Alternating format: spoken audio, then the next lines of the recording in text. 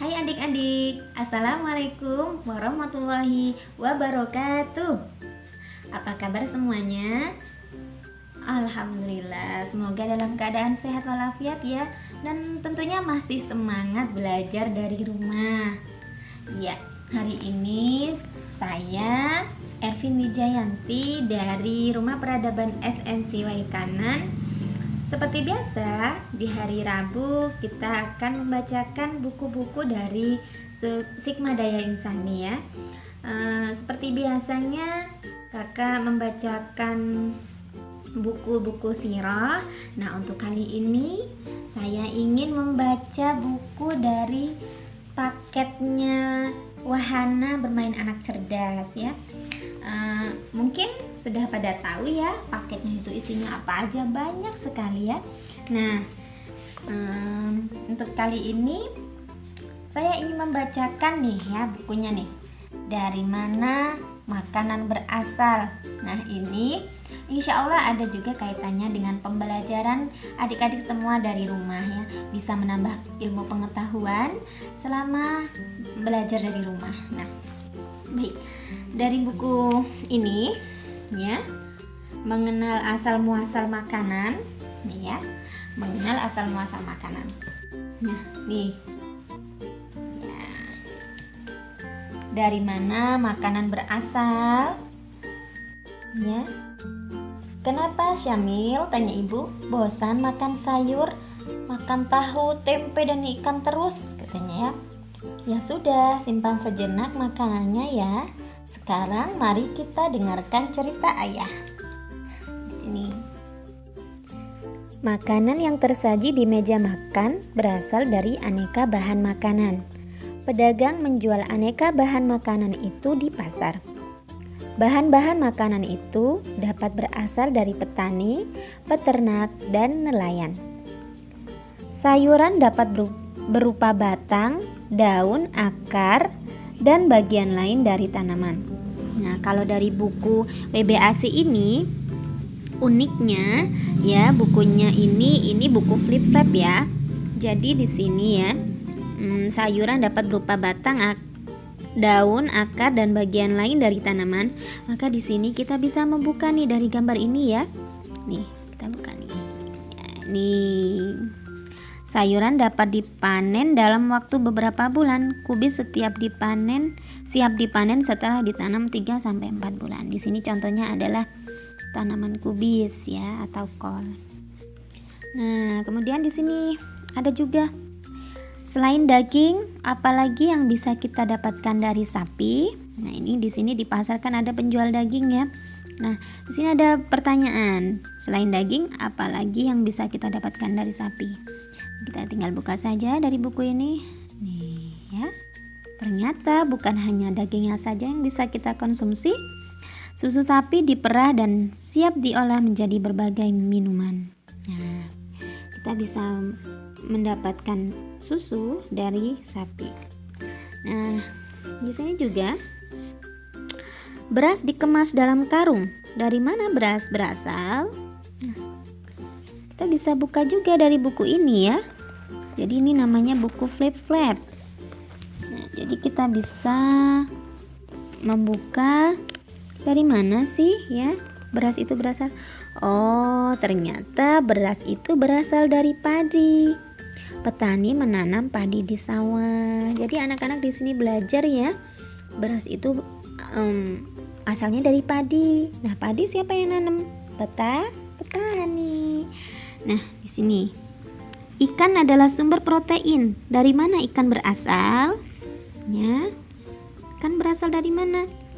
Ya, ikan berasal dari kolam, sungai, danau, atau laut. Ya. Kemudian buah-buahan segar sebaiknya langsung dimakan setelah dicuci terlebih dahulu. Siapa yang menyediakan daging dan telur ayam? Ya. Kemudian siapa yang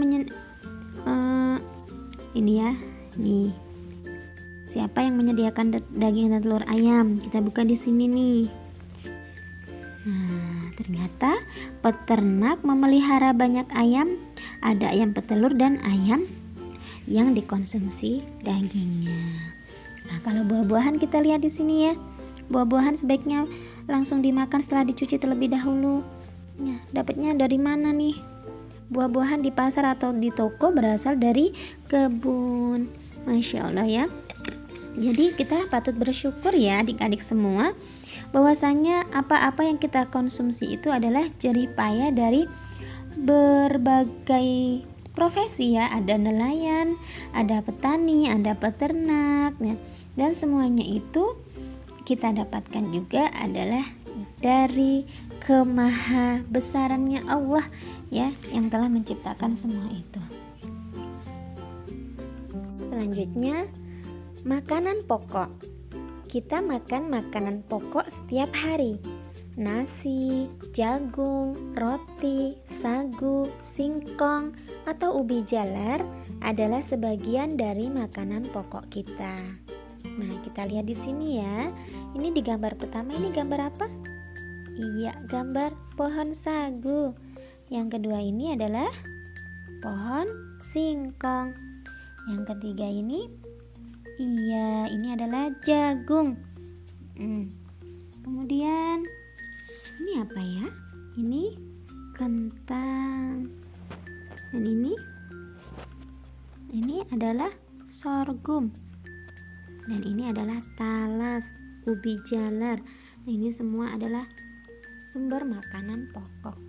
Nah, dari buku Flip Lab ini, setiap gambarnya ini adalah di keterangan di dalamnya ya. Sagu. Kita buka di sini ya sagu. Nah, ternyata proses pengolahan sagu seperti ini ya. Proses pengolahan sagu, yang pertama pohon sagu ditebang. Kemudian batang sagu diolah, diambil bagian patinya. Yang ketiga, pati sagu diparut dan dilarutkan dengan air. Yang keempat, pati dipisahkan, dikeringkan dan dihaluskan, jadilah tepung sagu. Masya Allah ya. Kemudian di sini, ini pohon singkong ya. Singkong dapat diolah menjadi tapioka, beras, singkong atau makanan lain yang enak dan lezat. Ayo, siapa di sini yang suka makan singkong? Nah, ternyata gizinya itu banyak ya, sangat bagus ya. Nih, aneka makanan dari singkong bisa dibuat tiwul ya atau oyek, bisa langsung digoreng, direbus, dibikin getuk lindri, dibikin keripik ya. Nah, kemudian di sini jagung dapat dimakan langsung, dijadikan tepung atau diolah menjadi aneka makanan dan yang enak dan lezat ya. Nih ya, bisa dibikin bubur ya, bikin perkedel dan lain-lain. Nah, nih makanan pokok lainnya adalah gandum. Tanaman gandum mirip dengan padi tetapi bijinya lebih besar. Gandum yang sudah dipanen dibawa ke tempat penyimpanan atau silo atau penggilingan. Kita lihat di sini keterangan masing-masing ya. Nih. Gandum siap dipanennya setelah 5 bulan. Bulir gandum diproses hingga menjadi tepung. Ini prosesnya.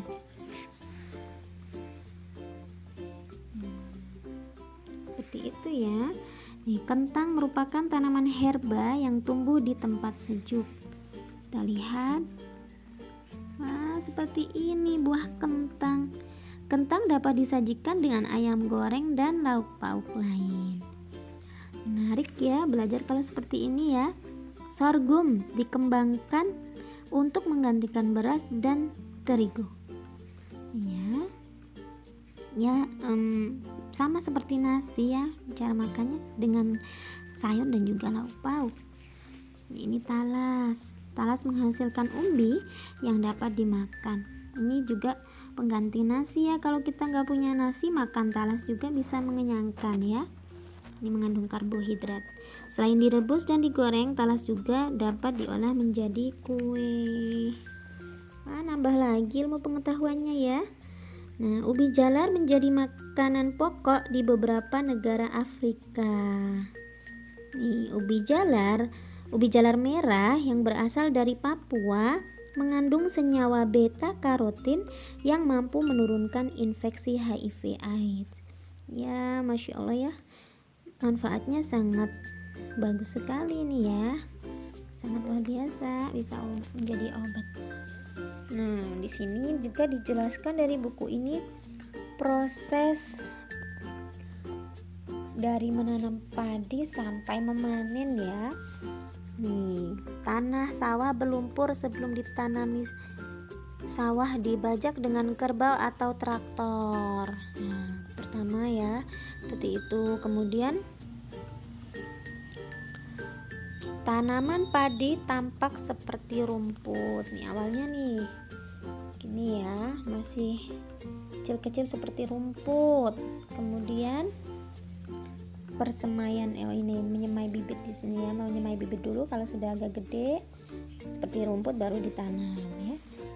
Kemudian padi dapat dirontokkan dengan cara sederhana ataupun dengan mesin ya.